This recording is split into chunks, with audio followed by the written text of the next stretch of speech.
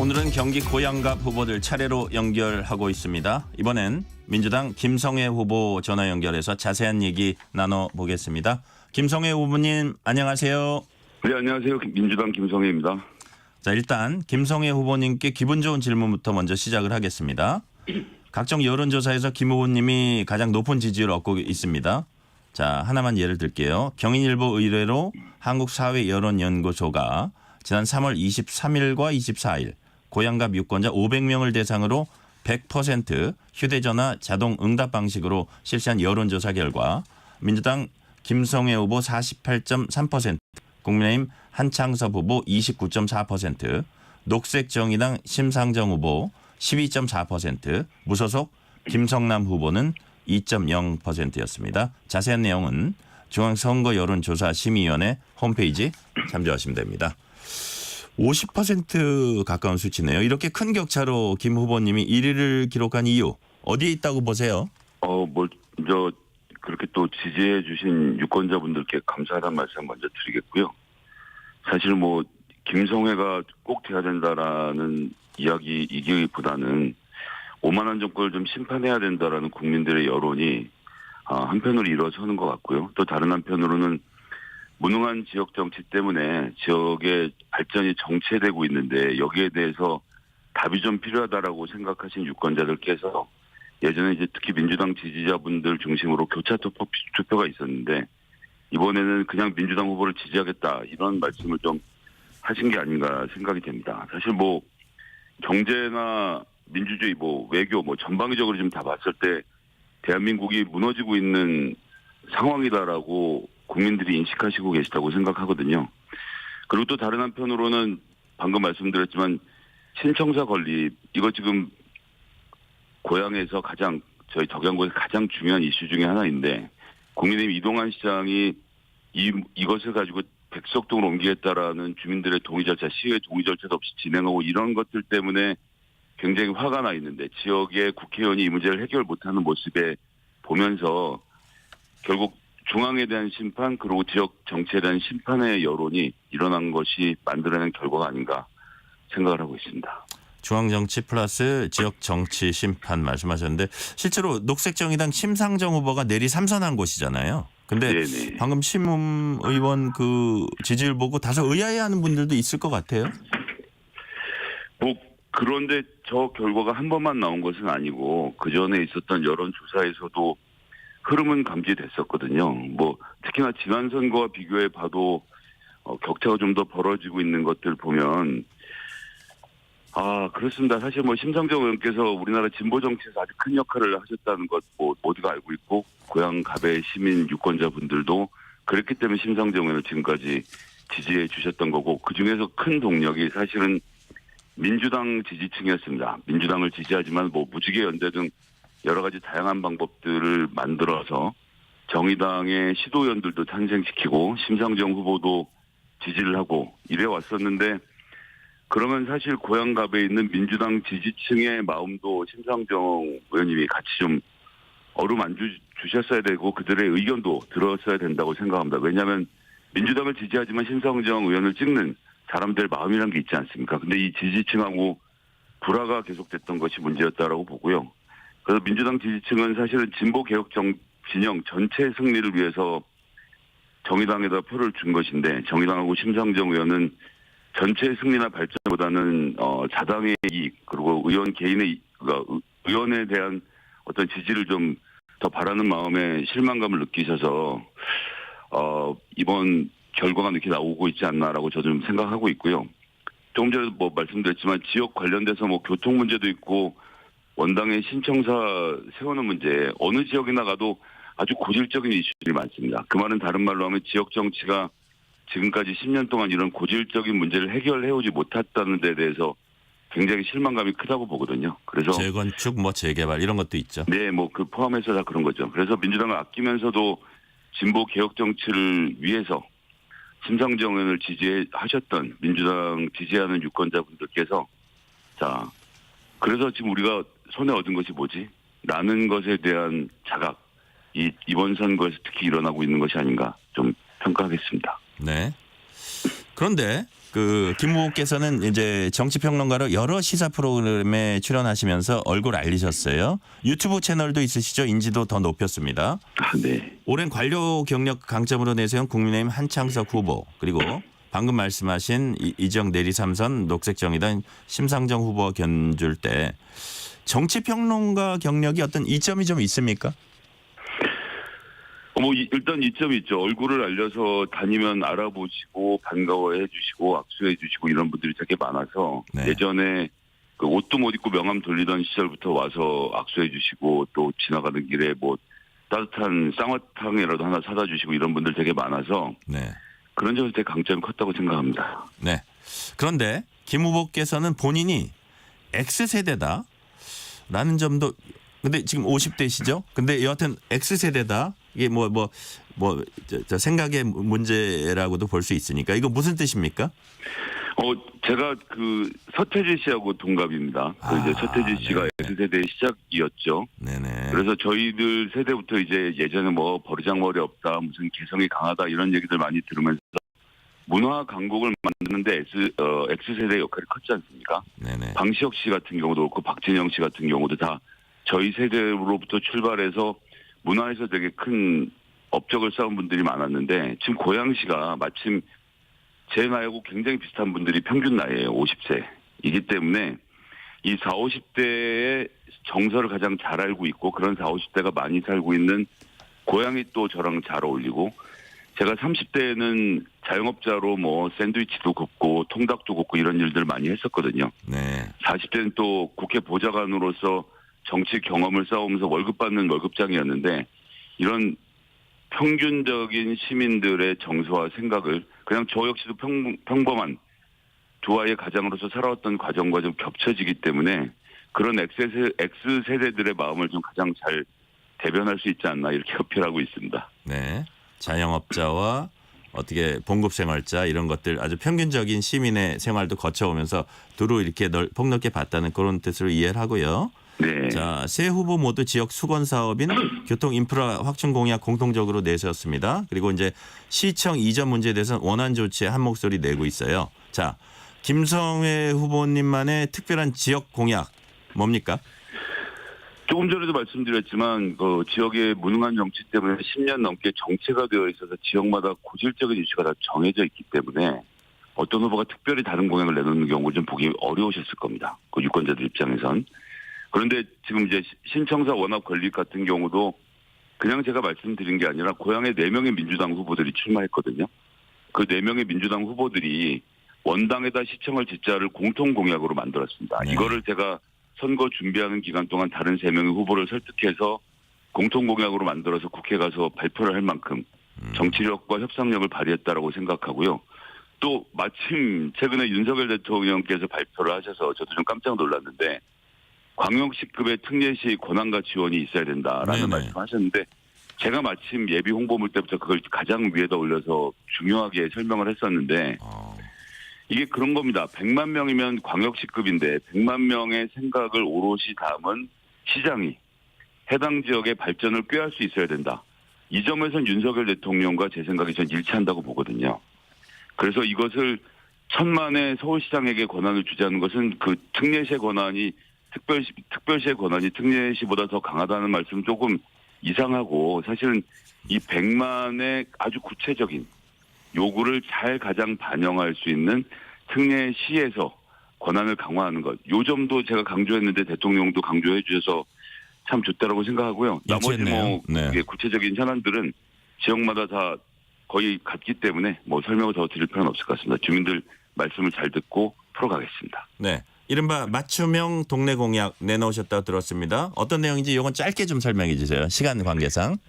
예, 원당 시청사 설립부터 시작해서요. 또 통일 노선 만들어서 우리 고양동에서 내유동 관산동에서 고통받고 계시는 분들의 교통 문제 해결하는 문제, 네. 그리고 버스 중공영제 도입으로 고향에 피가 흐르게 하겠습니다. 네. 자, 국민의힘 한창섭 후보는 김성회 후보께 이런 질문 해달라고 요청했습니다. 지난 12년간 고향 갑을 비롯해서 고양시 발전이 정체됐다는 평가가 있습니다. 야권이 집권한 12년 동안 변화가 없었던 고양시. 이 당시 지역구 국회의원이 모두 민주당 또는 정의당인 만큼 고양시 정체와 쇠퇴는 민주당의 책임도 크지 않을까요? 어떤 답변하시겠습니까? 근데 지금 현재 고양시장이 어느 당이신지를 한창석 의원이 제일 잘 아실 것 같은데 민주당이 아니라 국민의힘이거든요. 그리고 국민의힘의 이동환 시장이 원래 원당에 직결했던 시청사를 일산 동구의 백석동으로 옮기려고 시작하면서 지역에 아주 큰 분란이 일어났습니다. 자, 그러면 지금 현재 한창석 후보님께서는 사실은 그래서 신청사를 원안대로 추진하기 위해서 이동환 시장을 어떻게 설득하실 건지를 먼저 설명해 주셔야 된다고 생각하고요. 그다음에 12년 동안 민주당 또는 정의당이었다는 말씀은 전 잘 이해가 안 되는데 고양시갑의 지난 12년의 국회의원은 심상정 의원 한 분이셨는데 네. 다른 분 누구를 말씀하시는 건지 모르겠습니다. 그래서 지금 보시면 고양시장을 민주당이 하고 고양시의 을, 병, 정 3명의 국회의원을 민주당이 많이 했죠. 이러는 과정에서 고양갑만 민주당 소속의 국회의원이 없어서 정체와 침체가 덕양구를 중심으로 한 고양갑에만 더 심화됐던 것도 사실입니다. 그래서 야권 12년이 왜 잘못했냐라고 묻지 마시고 한창석 후보께서 좀 이따 여쭤보시겠지만 심상정 의원에게 정의당의 12년 지역 발전에 대해서 어떻게 평가를 하냐 좀 이렇게 엄밀하게 물어주셔야 된다고 생각합니다. 네. 자, 이번에 이제 심상정 후보 질문입니다. 자, 1,700만 촛불이 대통령도 만들고 지방 정부도 몰아주고 180석 만들어졌는데 왜 정권을 지키지 못했다고 생각하시나요? 자, 이건 사실 하나의 요인만으로 설명할 수 있는 문제는 아닙니다. 워낙 또 표차가 적었기 때문에 뭐 이유를 들자 그러면 뭐 100만 표짜리 차이가 나는 문제를 수십 개라도 만들어낼 수 있겠죠. 어쨌든 문재인 정부 집권 5년 동안 수많은 성과들을 만들어내고 코로나를 극복하고 여러 가지 지지를 받았는데 또 국민들의 기대에 미치지 못했던 부분들이 분명히 있기 때문에 받은 뭐 결과라고 생각을 합니다. 그런데 사실 어떻습니까? 지금 윤석열 정부가 들어서고 나서 상상을 뛰어넘는 일방 독주식 운영이 나오고 있고 뭐 전방위적인 무능을 보여주고 있지 않습니까? 그렇다 이 문제에 좀 대응하다 보니까 지난 대선에 대해서 좀 깊이 있게 돌아보고 연구하고 저희가 반성하는 이런 것들 좀 꼭 필요한데 좀 소홀하게 됐던 부분이 있다라고 생각하고요. 그런데 뭐 선거야 5년에 한 번씩 돌아오니까 윤석열 정부하고 싸울 건 싸우지만 또 차기 대선 준비하면서 지난번 우리의 잘못은 무엇이었는지 좀 냉철하게 반성해 봐야 된다라고 생각하고요. 뭐 마지막으로 한 가지 좀 아쉬움 드는 대목은 지난 대선 때 야권이 단일화됐으면 어땠을까? 그렇게 됐으면 지금 윤석열 정부 행태를 국민들이 겪어야 했을까? 정의당의 입장에서는 정말 국민의힘과 민주당은 그닥 크게 다르지 않은 정당이라고 생각하시는 걸까? 이런 아쉬움이 좀 남네요. 윤석열 정부 얘기하셨으니까 하나 더 여쭤볼게요. 윤 대통령이 전공의와 직접 대화하고 싶다는 의사 밝혔습니다. 총선 전에 이제 대화 물고 트려고 할 텐데 이 부분 어떻게 전망하십니까? 50분 동안 본인께서는 문제가 별로 없고 상대는 나쁜 사람이다라고 말씀을 하시면서 대화를 시작하셔서 예를 들면 의료계 집단 행동에 대해서 독점적 권한을 무기로 의무는 팽개친 채 국민의 생명을 인질로 잡는 불법 집단 행동 이렇게 좀 규정을 하고 집단 행동의 배경은 수입 감소를 걱정한 것이다.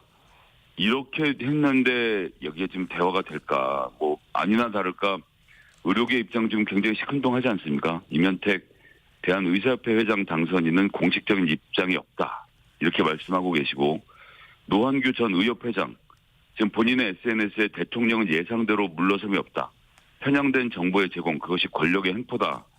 이렇게 말하는 데다가 심지어 이번에 마포에 출마하셨던 함원경 후보 본인 SNS에 대국민 담화는 한마디로 세계의 경읽기 이렇게까지 이야기를 지금 하고 있는 상황이기 때문에 문제를 푸시려면 조금 더 내려놓으시고 서로 공감대를 확보하는 게 먼저일 텐데 검사 출신의 대통령께서 불법 집단 행동이라고 규정을 해버리시면 의사들로서는 굉장히 위축될 수밖에 없겠네요.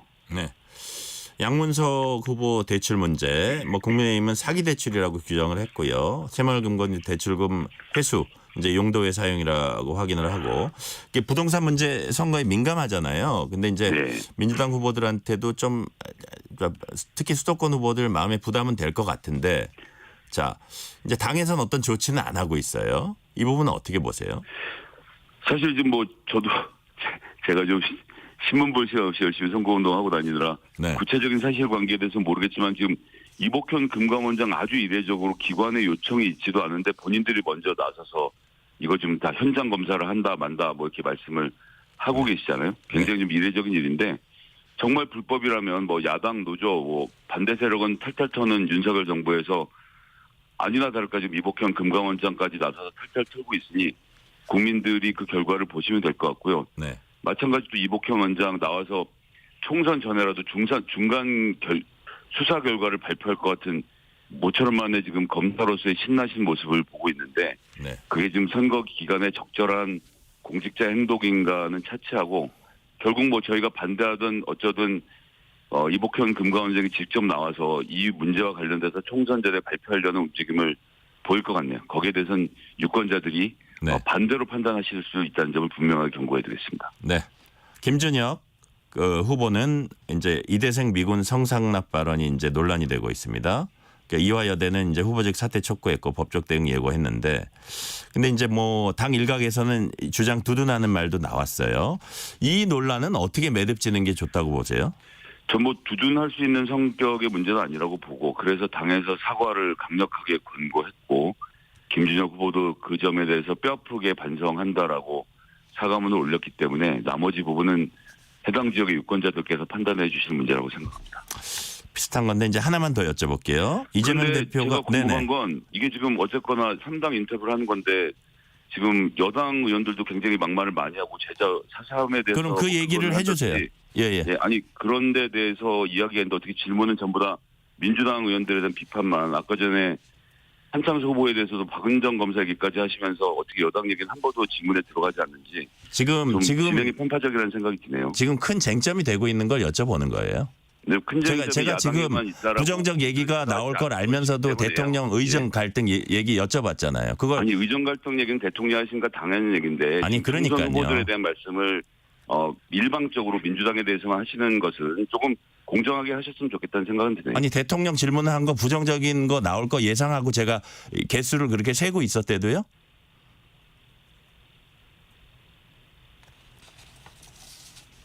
네, 다음 질문 주십시오. 저는 제 의견을 말씀드렸습니다. 네네네.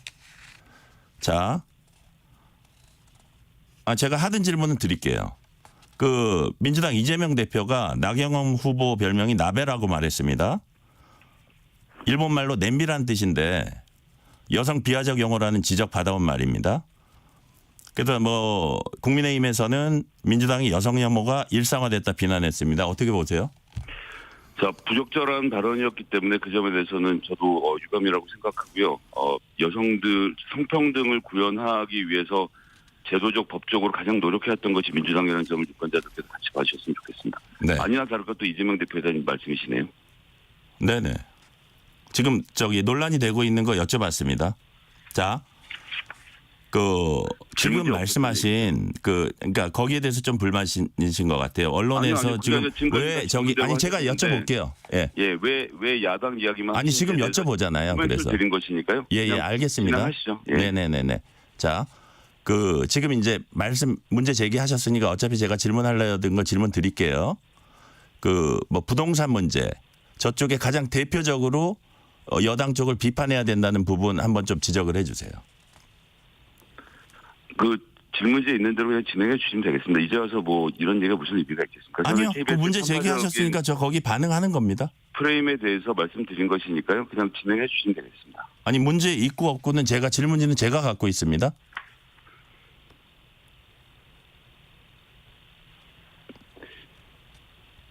자, 여당 후보의 부동산 문제 중에 가장 문제되는 게 뭐라고 보세요?